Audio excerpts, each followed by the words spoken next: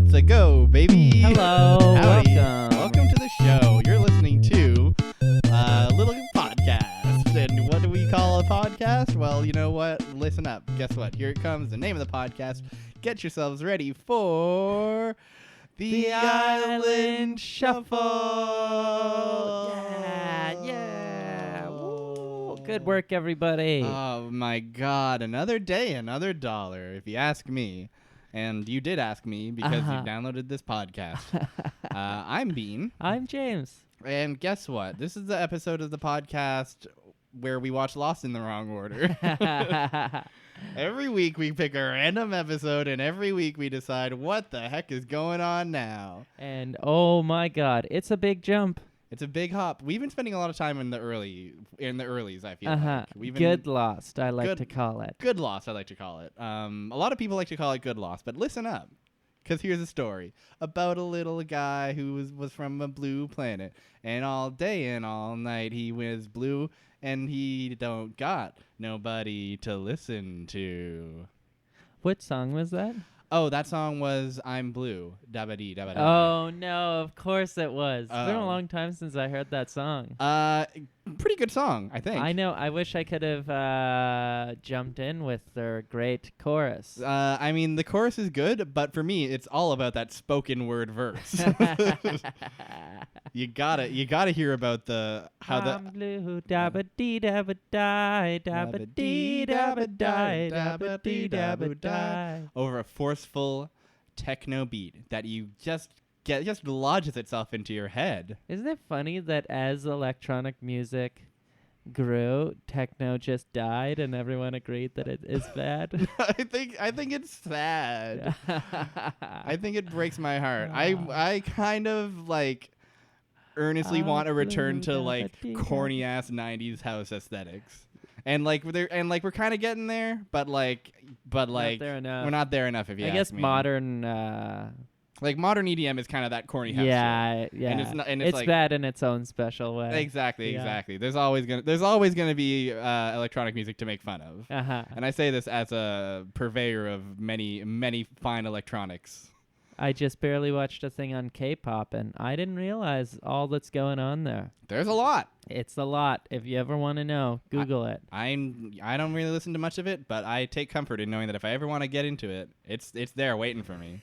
It's ready for me. It's a very bizarre. Do you know about it? I'm very little. It's really bizarre. So the thing that I watched, and I won't get too much into it, but the thing that I had no idea about is that most of these groups are gigantic, have like 8+ members, and are fully assembled by music corporations, essentially. There's no like organic music making taking place. No. It's just like it's very much a product, which I thought was so interesting. It's very interesting how much they just like lean into that. Yeah. And the hits, baby. Totally. Like, the whole genre is just hits. Yeah, it's honestly sold to you by the large guys. It rules. It's like, they figured out boy bands. Yeah, they figured exactly. it out. They figured it out, and now they're just pumping them out forever. It's great. Yeah. It's cool. great. Yeah. But enough about that. Enough about K-pop. Let's get to what's really important here. Which is the television show called Lost that I like to watch and talk about. And specifically, Season 5, Episode 13,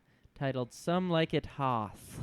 Yeah, like the movie Some Like It Hot, but with the Star Wars in it instead. Like a funny Star Wars. A really good joke. Yeah. That I've never seen Some Like It Hot, so maybe this episode mirrors some. It could. I've never seen it either, so we're just going to have to assume that Some Like It Hot is about a guy who talks to dead people. Yeah. And also hates his dad. I would be stoked if that's what it was about. That would be big, huh? Speaking of, this episode is about a guy who talks to dead people and hates his dad. His name is Miles. His name is Miles. This is the only Miles episode in the show. And after watching this one, I was like, they should make more.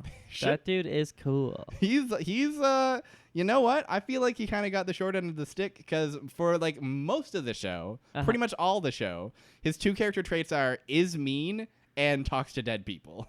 And that's all he does. He like, you know, he brings some funny sass to the table. But beyond that, he's just kind of like, his whole role is just to be like, fucking whatever, I guess this is what we're doing now. This is stupid. This is stupid, but I'm not gonna not do it, so whatever.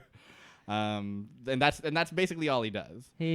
But in this episode, he is so much more. He's the star. He's the star of the show, and let me tell you, he does great.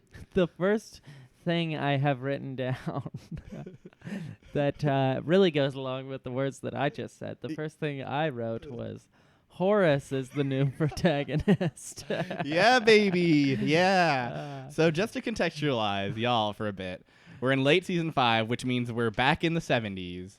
It's Dharma time. Dharma Initiative is in full swing. They're in full swing, and the squad is all in Dharma Initiative. And we're loving it. We're loving it. We're just loving it. The first very scene we get is Sawyer calling Miles, telling him to erase some footage. And Miles is like, all right, fine by me. Time easy to peasy. do that. Easy peasy.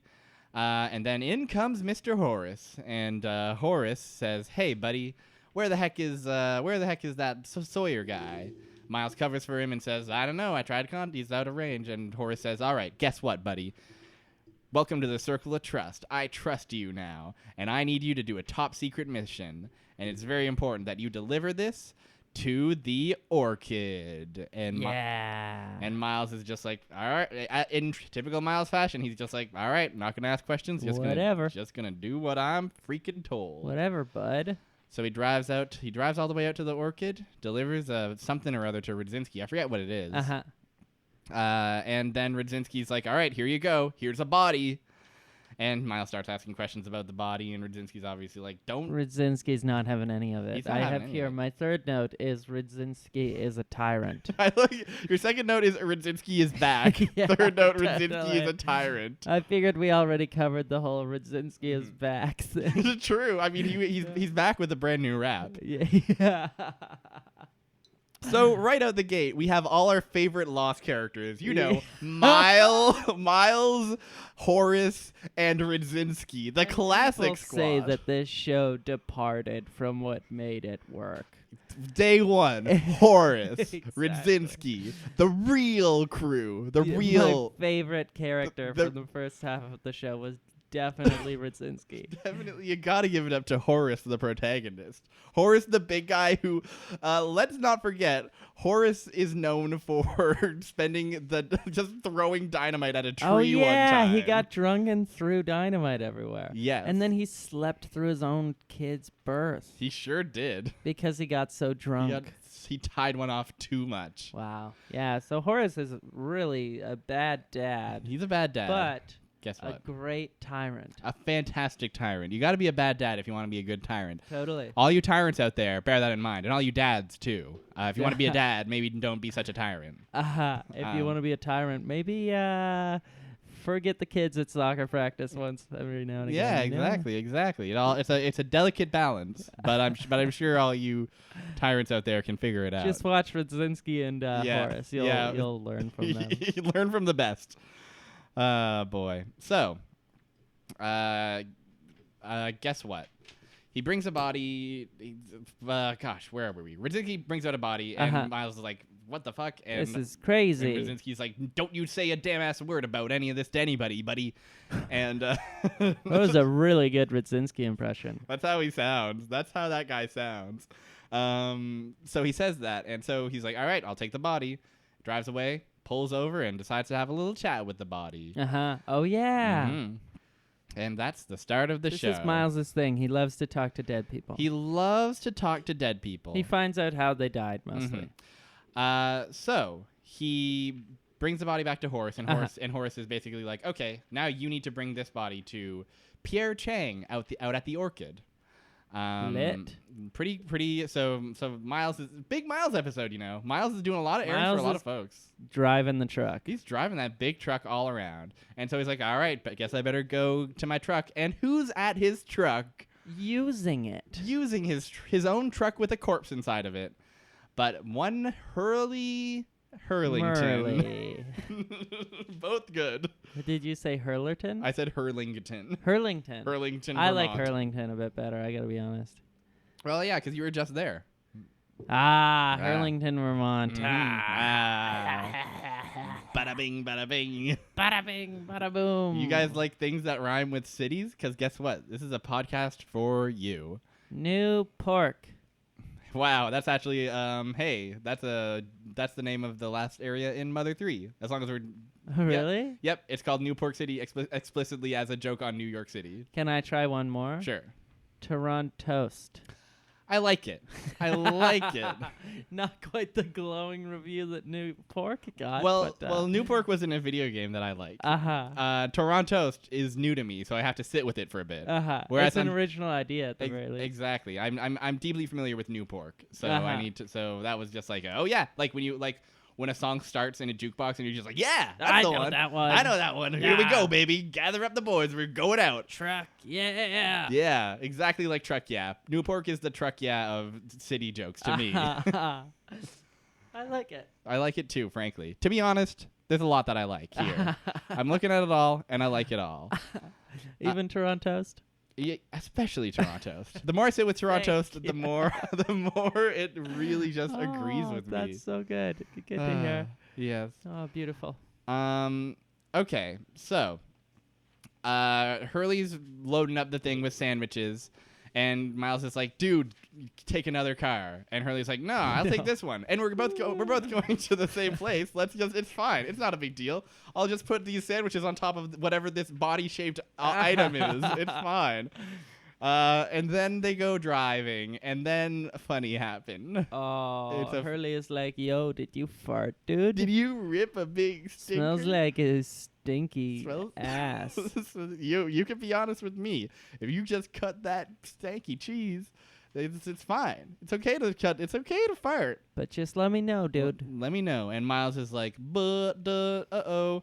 And eventually, but the thing about the scene is that it's really funny because like Hurley like thinks that Miles farted, and that's like pretty funny. Yeah, exactly. That's like a classic joke. That's like from back in the 20th century. Yes, this was back when we would all like to laugh at a fart, and it really takes me back to the time. We would all sit around the campfire and tell of farts past.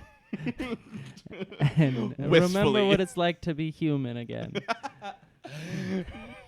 No connection greater between humans, between folks, than the bonding over. Back then, people were folks. Yeah, exactly. People were folks. And the farts were much better. The farts, oh my God, the farts these days. There's nothing. Nothing. No substance to them. It's all electronic these days. Exactly.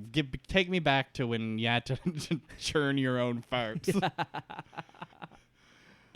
We've had some bad conversations on this show. This is easily might be the worst. This definitely cracks the top 3, I think. I think it's like that's really funny. It's not good. Well, Lost brought it up. Exactly. If Lost talks about it, we gotta talk about it. Totally. It's our responsibility to the listener. Exactly. Journalistic integrity. Exactly. Full transparency. Full honesty from us to you, the listener, about the television show Lost. That is what we just did. That's all we've ever done. That's all we've ever strived to do. And here we are doing it again. And I've done it fucking well. You know what? I think you've done it fantastically. You did it well too. Oh, well, you make me blush with those kind words, but I do agree. Yeah, good, because it's true. You That's did great. It very well. All right, now that that's settled. Now that that's settled, bad news. Not really a fart. It's just the smell of a corpse. Hurley finds it out after doing some rummaging. And he's like, what the hell? There's a body. What the heck is going on? And Miles is, this is a lot of, if you can tell already, this is a Miles and Hurley being like friends and getting into it's like a shenanigans. Buddy cop. It's like a buddy friendship thing. Yeah. It's really good. It's cool. They have a good dynamic. They hang out all episode. Because Hurley's like just like earnest and a goober, and then Miles like hates everything. And so it's totally. Like it's like they're unlikely pals. They're the dynamic duo. Yes, they're Miles and Hurley. Exactly. It's a real, like, if you told me that I should give a shit about Miles and Hurley, I would have looked you in the eye and say, go straight to jail. But here they are, and they're best friends. Do not pass go? Oh, don't Do not collect $200? If you think about passing go and collecting $200 when you go to jail, you, my friend, do not understand how the criminal justice system works. That would be sick if you got $200 on your way to jail. I mean, you were like, well, worth it. I get to pass go too. Yeah, exactly. What is go? Go cause I understand. It's the beginning of it all. But that's it. I was gonna try to break it down, but you just nailed it in one. You got it in one. That's what it is. I could go for a game of the Monopole soon. I think it's been years and years. Am always thinking about long ass dumbass board games that suck the life out of you. Yeah, totally. I think I'm down to throw down on some do risk. it, and then I don't have to for another. Exactly. Decade. Cash your decade of Monopoly game. Yeah. Write it out. Fuck, man. Monopoly sucks so much ass. Yeah, I want to ruin a friendship. Yeah, this is the way to do it. You gotta become that filthy capitalist. Yeah, and exactly. And bankrupt all your tyrant. friends. And bankrupt all your friends brutally. Sounds nice. Honestly, what are the summers made of? But bankrupting your friends. Yeah, totally. So, Miles breaks it down and says, all right, this guy. I don't really know who he is, but he, his name is something, and he died because his filling ripped right through his head, and he got his head exploded. And that's all I really know. And Hurley's immediately like, what? How do you know that? And Miles is like, I just don't worry about it. Don't worry about it, idiot. I'm being me. I'm just a meanie, and don't worry about my meanness. And Hurley sees right through that shit and says, you can talk to dead people, can't you? And Miles is like, that's dumb. No, I can't. Don't worry about it. And Hurley just doesn't even listen to him. He's just he goats him on. He's just because Hurley can talk to dead people too. That's exactly it. That's what I like a lot is that they're both like Hurley's just like, well, it's fine. I can talk to dead people too. It's not a big deal.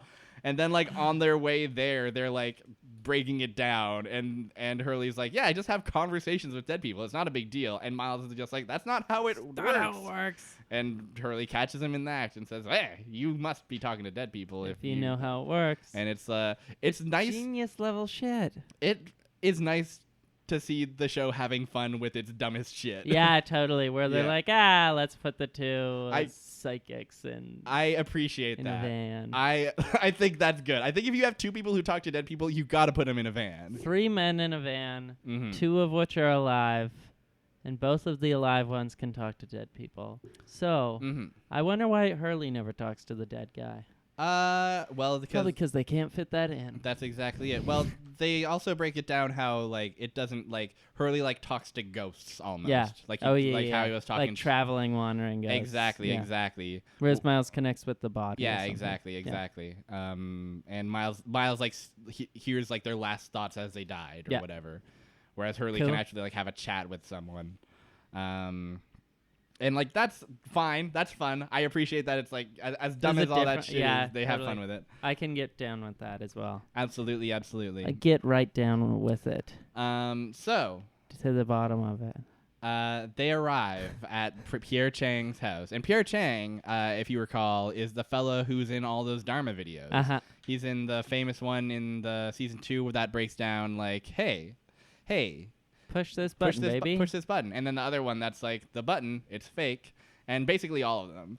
That's him. And he's a major side character throughout season 5 because he's just around. He's just around and runs the show, basically. He's a science man or something. He's some kind of big time science man.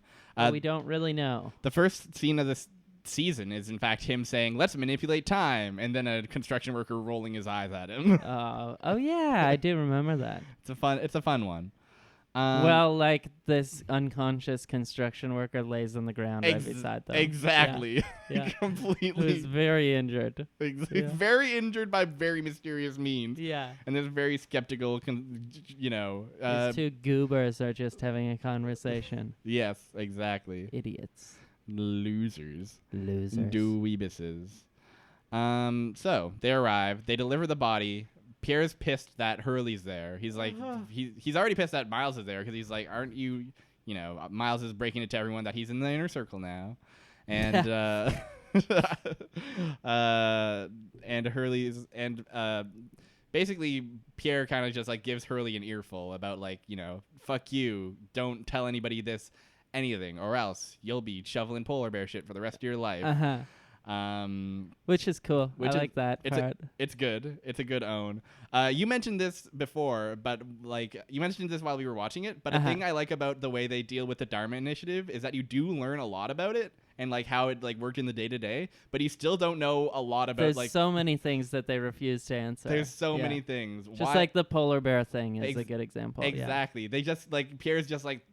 I'll send you off to those fucking weirdos over there. They're doing weird shit with the polar bears. Who gives a shit? I don't care. I got important shit of my own. I'm dealing with time shit right here. So it's like, there's this gigantic fucking...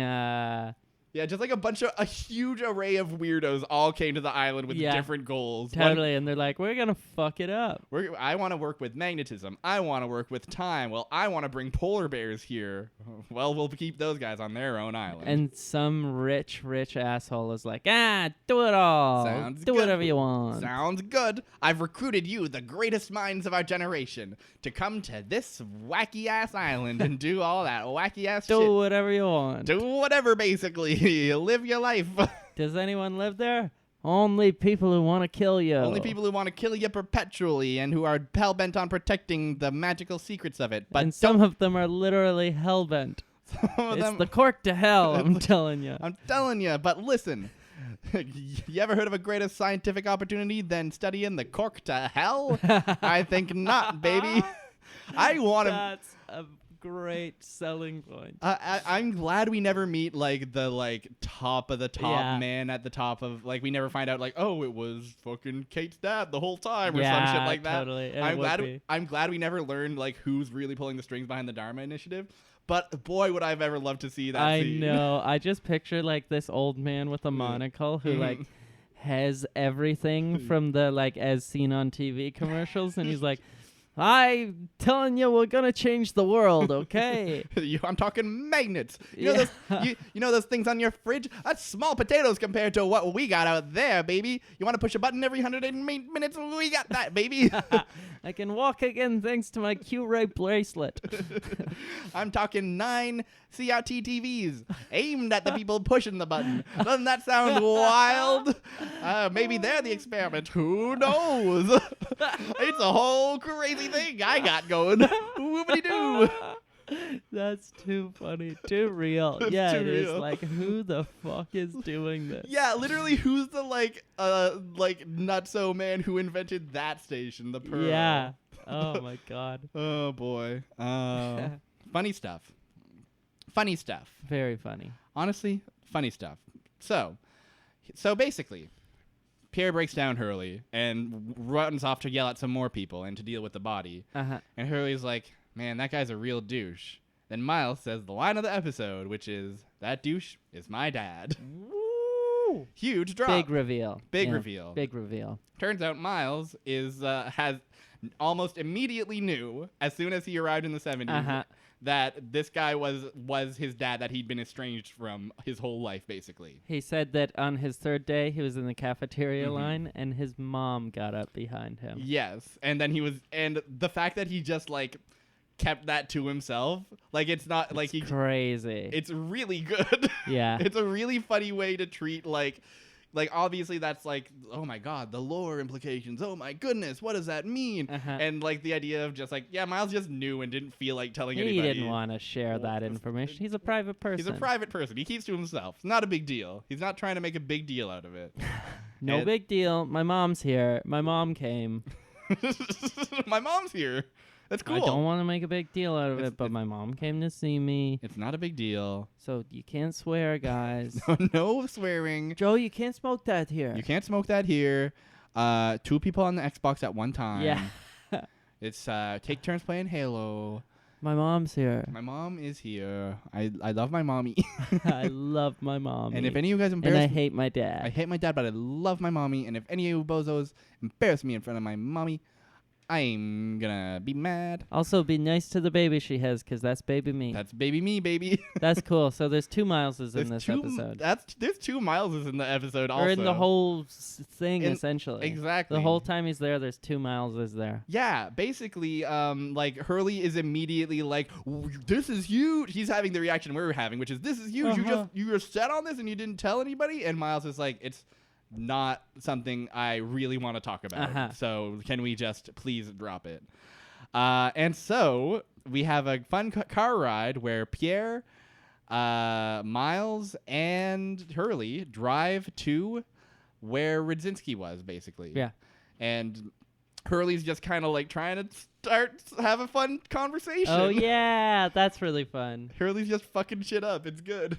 He's like, so, Pierre, Mm-hmm. you have a wife, kids. Yeah. You have a kid. What's the deal? What's your kid's name? Oh, his name's Miles, too. What's a coincidence, hey, guys? What are the odds? Huh? Well, we should all get a beer later sometime. Literally that. And then many reactions of Miles and Pierre both just like staring dead ahead. Yeah. And being like, ugh, this sucks. This guy. This big goofy asshole. This fucking guy. There's so they get there, and turns out where Radzinski is the future site of the Swan. Mm-hmm. The Swan being the station that has the button that they push every 108 minutes during season 2, and that eventually crashes the plane at one point. Uh-huh. That fateful Swan. And we know we're there because we see the guys building the hatch and welding it. And what are they doing to the hatch but imprinting a serial number on it? For some reason. They're printing the serial number, and they're like... As if there's a bunch of them. Yes. They're like just chiseling it in like live. So the guy's like, hey, what's the serial number on this thing? And someone has to read it off. Yeah. You know how serial numbers work. Exactly. It's like, it's ridiculous. And like they do the like 4, 8, it's 15, 16. And looks like what we got next is the 23. And hold on. It looks like 42. It's I think it's a little I can't quite make this one out. 42. I think it's 42. The numbers, baby, they're back. That's fucking crazy. The numbers are back. Where did they get the numbers from? Where they get the numbers from? That's fucking crazy. The numbers. The numbers. The numbers. The goddamn digits. Possibly the worst part of the show. I think absolutely the worst, dumbest mystery They're so of the show. meaningless. I think like most of the mysteries of the show, like kind of eventually like either like add like some like depth to the world a bit, but like the numbers are just like there. They're just so random and disjointed. Exactly. Yeah. There's nothing to them. Yeah. They're just around, and it's just they like just fine. affect things sometimes. They're around. Flight 815 is there, and you're just like, what the? Why? How could it be that way? Oh, I never. Wow. Actually. Yeah. Really? That's like one of the big ones. 815. 815, dude. Wow. Jesus Christ. Literally oh gosh. I think the numbers are also on the opening shot of the microwave that we see as well. Probably. They're just around. Yeah. It's like yeah. And we're supposed to be like, what cosmic forces? They wrote the show that way. That's the cosmic forces. That's really funny. The script said that it's a 14. So funny. It's not. It was all meant to be. How could it? Once again, the 42 arrive. Yeah, It doesn't exactly. even. Who pulls these twisted strings? How could this be? It's ridiculous. That's so funny. It's the most.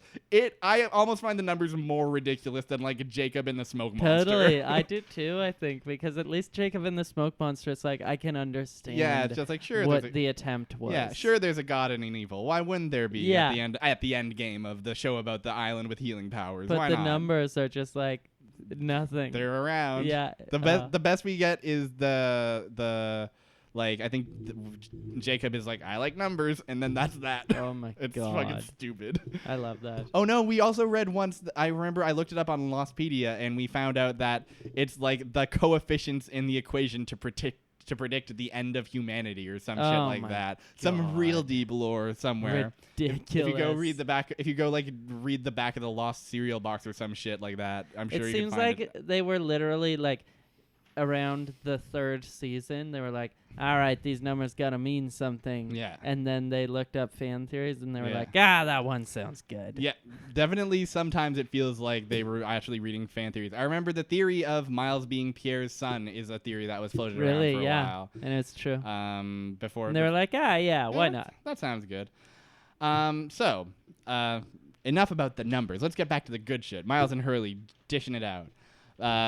Eventually, Miles kind of breaks down and is like, listen, quit pestering me about this. Here's the deal. My dad left me when I was very young, and I long ago accepted that he was not a part of my life, and I am not interested in finding out. Like, I'm just, like, done with him. I was done with him then, and I know that he's going to end up dead because of how the future goes, so it does not matter. I have zero interest in this shit. And, like, fair. Yeah. Absolutely fair. And they're kind of jawing away. And and Hurley's still like, well, I mean, like, you have a chance to see what he's really like. You get a chance to actually know him. And Miles kind of snaps, takes a notebook out of Hurley's hand that he's been scribbling in all episode, and he's like, oh yeah, you want to get in my shit? Let's get in your shit. And what Hurley's shit has been is that he's trying to write The Empire Strikes Back and then make money off of that. Because his reasoning is that the first Star Wars movie had just come out, and George Lucas has got to be looking for someone for a sequel. And that's fun. I like that. It's cute. That's a good goofy. I like when they get fucking goofy with it. Totally.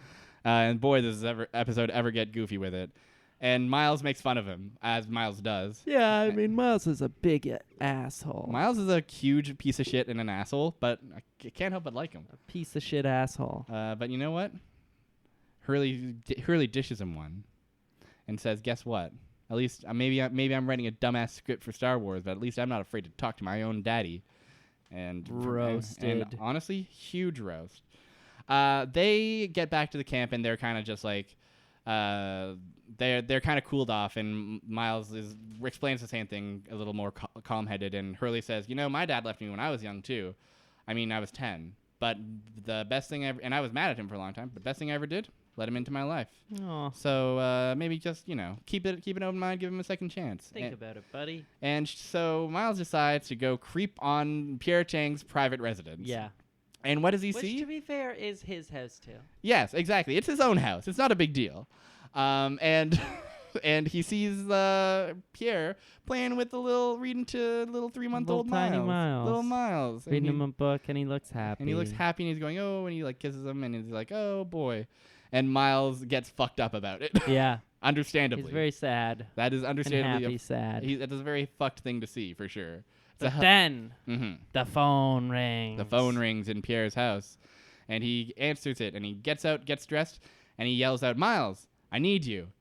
And Miles, like, sobbing, is like, you do? Okay, Dad. Which is, like, oh. Cool. I like to see sad Miles. I like it. I like it. A rare side of Miles. And they're like, you got to take me to the ferry. We're getting some of the scientists. And they go to this ferry, or the submarine, rather. And who comes out? But Daniel Faraday, Daniel Faraday. And he goes, long time no see, and the episode ends. It was a pretty good end. Good cliffhanger. Made me want to watch the next one. Good cliffhanger. You were saying that's maybe the first time that's ever happened in the later ones. I think it is the first time that's ever happened. But I'm pleased with it. I like it. Even more stuff happened though. Yes, that's true. There's a lot more to break down. Let's quickly breeze through the B plot, which is mostly just so the other thing that's the main, technically the main thing that's happening is that Ben Linus has just been shot and kidnapped and sent to the others. A young Ben Linus, to be fair. Tiny little Ben Linus. Little Ben Linus. Kid. And his snot-nosed kid. And his dad finds out, and his dad just spends his dad gets drunk in rebellion. Yeah, his dad gets drunk and just yells at all of our friends. Yeah. It's awesome, actually. Kate comes over to comfort him, and Kate's trying to be without spilling too many beans, is like, I'm just maybe have a little faith that your son will be okay. It'll be okay, dude. You took him. Don't you took him. You must have taken him. You took my son. And then Jack, who has been assigned to janitor duty, is cleaning, and Roger comes in still drunk and is just he's drinking while janiting, which I think is cool. That's that's fine to do, I think, when your kid just got kidnapped. But then he's just throwing chairs everywhere and just overturning desks. Kate took my son. Kate took my. You know what I think? I think that you came here with that Kate lady. You know Kate, right? You know Kate. You know her. She seemed like a kidnapper to you. And like was like, no, shut up. She idiot. does not have murder in her heart at all. And Jack just kind of shuts Roger down. And then Jack kind of delivers the news to Sawyer about how, like, you know, Roger's feeling suspicious, but it's fine. It's not a big deal. It's cool. And then the episode ends with a rando. I forget his name. Phil. Like one of Sawyer's henchmen coming up and being like, "Hey, I think I know who took the kid. It was you, Sawyer. I got it on tape. And listen, I bet you better have a damn good explanation for this." And Sawyer's like, "Listen, come inside. I got it. I got all you need to know right here. I can explain." And immediately just conks Phil on the head and says, "Let's get rope. Get some rope." And that's how that Another ends. reason why I want to watch the next episode. Exactly. It's cool. I want to see what happens there. Yeah. What's going to happen when Sawyer's spot gets blown up and he gets found kidnapping one of the children? That's cool. That's funny. That's good. And then we have our flashbacks. We have many disjointed flashbacks that very disjointed. They don't really all add up to much. The very first scene of the episode is we see how baby Miles learning that he can talk to dead people. And the kid is not a good actor. It's not a good scene. It's not a great scene. He like wanders into like an apartment where like someone had died. Yeah, there's a man who had a heart attack a day ago. And he's just like, he's crawling out for Kimberly. He's still talking. He's talking right now. And everyone's like, Kimberly died. How the heck would you know Kimberly? Kimberly died 5 years ago. That was his wife. Mm-hmm. Yeah. And so then we get Punk Miles. Punk Miles, the only thing you need to know about him, a lot of piercings. That hair is spiked up. And he is having some feelings. Yeah. His mom is dying, and he's talking to his mom. And her hair is thin. Her hair is thin, and Miles kind of has a heart to heart, and is like, I need to know why I can talk to dead people, and I need to know about my dad. And his mom's just like, your dad's dead, and his body is somewhere where you can never find him. You'll never see his body again. You'll never find his body because you can never go to the place where he is. And immediately we're all just like, oh, the island. Yeah, that's totally where his dad is. And then that also adds to the how funny it is how they just drop that as like, he knew. It's not a big deal. This is his dad. You go back in time and you meet your dad. It's fine. It's just the way the back in time works. It's just how back in time goes sometimes. Then we see Hank from Breaking Bad. Hank from Breaking Bad. His son is dead. In the crossover event of the season, Hank from Breaking Bad's son is dead, and Miles wants to comfort him. But the thing is, there's no body. So Miles just kind of like clenches his eyes and says like, your son, knew you loved him. It's fine. It's not a big deal. Thanks for the money. It's not a big deal. And on his way out, he meets one Naomi from the freighter. Naomi, who parachuted onto the island back in like season 3. And she basically says like, hey, we want to recruit you because you talk to dead people. Come back to this restaurant where there's a body. Why don't you talk to it and see what it says? Cool. And Miles talks to the body and he talks to the body. He passes the test. He's like, this is what the body was doing. He passes the test, and Naomi's basically like, hey, come with me on a freighter. We need to find a man named Benjamin Linus who committed a lot of murders, and he's on this island, and we need you to talk to his victims so that we can do it. And Miles is like, that sounds wrecked. Absolutely not. Yeah, no. That sounds like I'm fine. It's gonna be a no. I'm fine grifting Hank from Breaking Bad. Thank you very much. Naomi says, well, how about $1.6 million? And immediately Miles is like, let's go. We're out. Let's do it. It's fine. And then we get a scene that defies explanation. Fucked scene. Maybe the most fucked scene of the episode. A man named Bram pulls up to Miles while he's eating a taco. This sounds like this was a fan fiction piece and they just stole it. Yeah, this was a write your own scene to Lost, and this one won the competition. Yeah, exactly. It won the sweepstakes. So Bram, who the only other scene of significance that I think we've seen him in is when like Frank and the randos are cruising up through the cabin, and like this is the man who yells, "Look at the ash!" And like that's it. He's around sometimes. He's not that important. But here he is, fully kidnapping Miles, grabbing him, and he turns around and he says like, listen, you better not go on that boat, buddy. It's bad news bears. You're going to be playing for the wrong team. And Miles is like, okay, well, what's your pitch? Yeah. And Miles and Bram says, all right, first of all, we're not going to pay you to not go on that boat. And second of all, if you come with us, you'll know it all. You'll know everything. You'll know why you can talk to dead people and where your dad is from. Trust us on this. We got you. We got you. We kidnapped. We got you. But also, we're going to kidnap you here, and you won't get any money. And also, you have a hole inside your chest that will never be filled. You have an emptiness inside.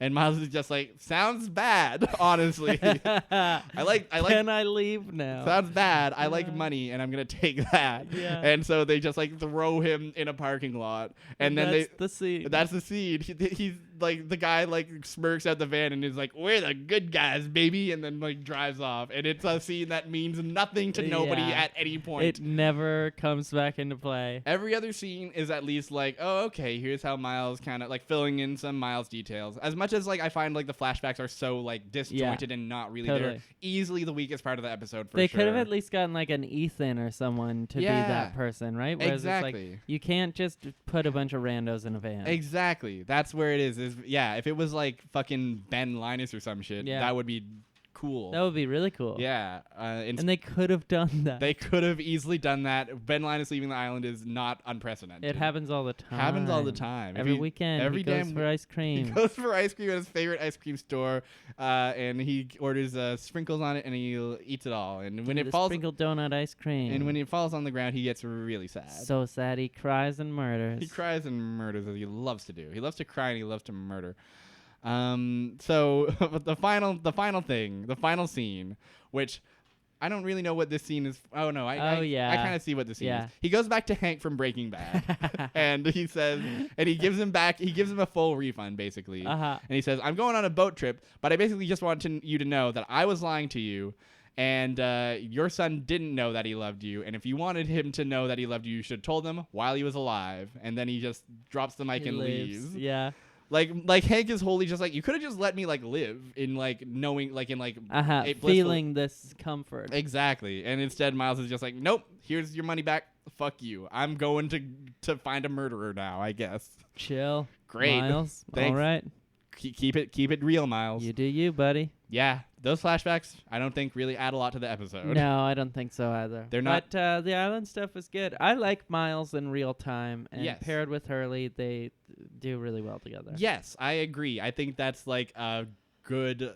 That is a very good season 5 episode. That's like a pretty top tier season 5 episode, I think. Yeah, because it's so like fucking goofy with it. Yeah, exactly. They're having fun with it. The show is already goofy, so have fun with that. Exactly. This is one of the ones where it's like, oh man, what if we put the two people who talk to dead people in a van and have shenanigans? Yeah, exactly. What if time travel was like a goofy, funny thing? What if Hurley is writing Star Wars? What if Hurley would write Star Wars? Wouldn't he? Yeah. That's a good character moment. Totally. And it's also a good character moment. As little character as Miles does have, it is a good character moment that he would absolutely see his dad in the past and just like fucking keep it to himself. Oh yeah, totally. It tells you so much about him. Yeah. It's great, I think. It's cool. It's good. It's a good episode. It's a good episode. It's a fun and funny episode for the most part, and I liked it a lot. Yeah, I really enjoyed that. I really It's the best of the latter half that we've seen so far. I think so. I think that was just an absolute delight. What do you say we roll the dice? Let's roll a couple of dice and say hello to a new whole episode of Lost. What do you say? Let's do it. I'm gonna go to random.org. Random.org. Well, guess what?